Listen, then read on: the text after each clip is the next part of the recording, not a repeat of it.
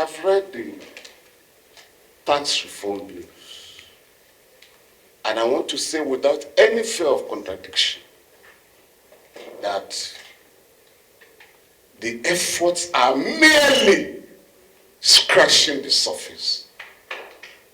We're not addressing serious taxation in our country.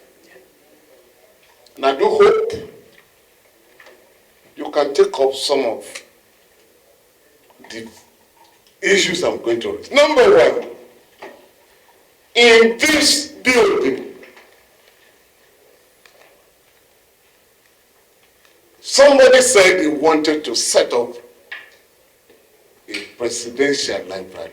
By the way, it can only be a military presidential library because libraries by former presidents are usually set up by elected presidents.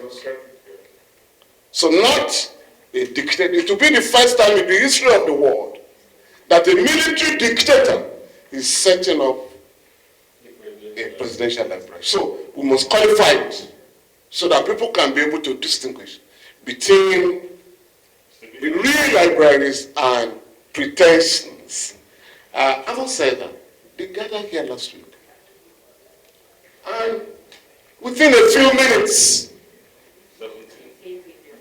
not less than 17 billion naira was raised.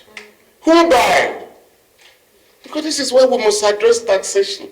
How did those guys come about such colossal sums of money in their possession? They belong to us. It's our money.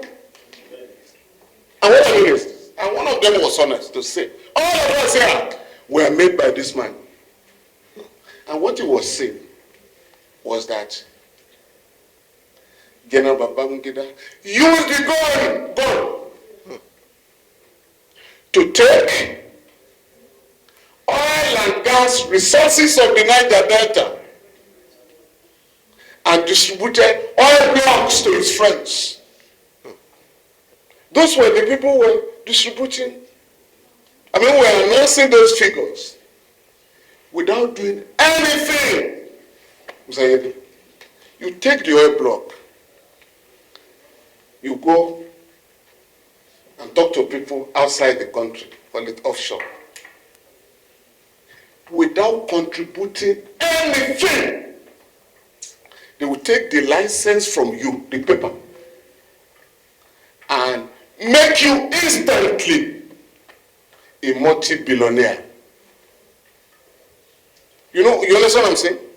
Somebody has used a gun to take your property. He has now given it to his friend, robbing Peter to pay Paul. Secondly,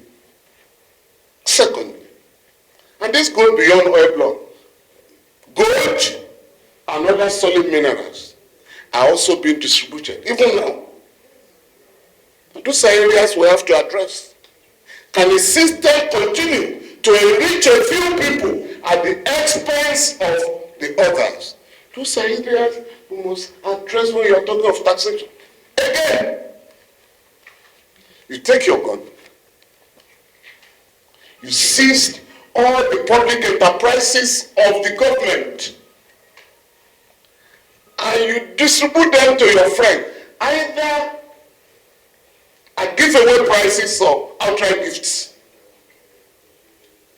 They call it privatization. It has just been reported in the House of Reps, an inquiry is going on, that the Allied steel industry in Delta State, valued at $700 million, was sold for $30 million. That's about 3 or 4 years ago. Where we are hosted, this building. To spend the night here, now, I think it's not less than $500,000. It's one of the best investments in Africa, not just in Nigeria. Transcorp Hilton, a city head of state in Nigeria, sold it to himself and his friends, this hotel. But I can assure you, at the right time, the Nigerian people will collect their assets from those who have cornered them.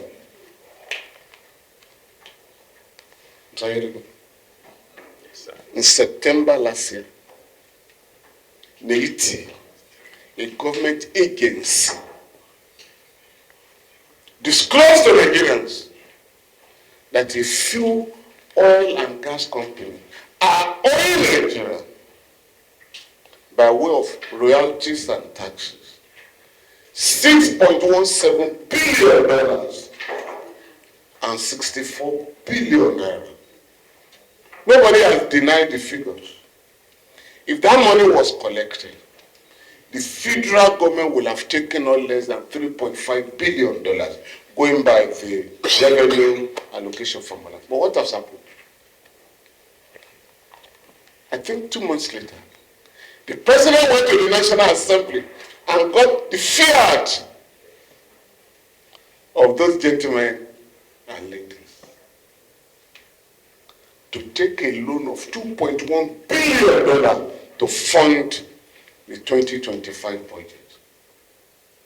Nobody is collecting our money, but the president is taking a loan, mortgaging the future of Nigerians and even Nigerians yet unborn. The ladies may also interest you. A few oil companies, we call them the IOCs, are owing Nigeria $62 billion in respect of a law not implemented for 18 years. So please, if you want to collect taxes, these areas you must address. I called you one day, and I'm happy you said you are working on it, and I've seen it. Again, many of those who donated last week operate in a place they call free economic zone. In that zone, we are not bound by the tax laws of Nigeria. In other words, they are exempted from payment of federal, state, and local government taxes. In that zone, whatever they are importing to the country, duty-free. I submit and have made the point repeatedly. That law is illegal, discriminatory, and unconstitutional. I am in Lagos. I operate in a Kenya. You can't ask me to be paying taxes in the Kenya where I have my operation, while somebody has a factory valued at over $20 billion and is not paying taxes. What kind of taxation regime is that? All the things imported by him, duty-free. Whatever I import, I pay duties. It's discriminatory. It's illegal. It's contrary to Section 42 of the Constitution and Article 2 of the African Charter on the Human and People's Rights. I'm therefore submitting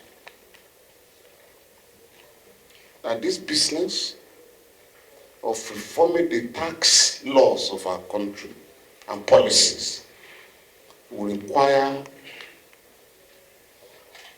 a more rigorous exercise. We are going to step on toes. Some of those toes are dangerous. But you will need the support of the Nigerian people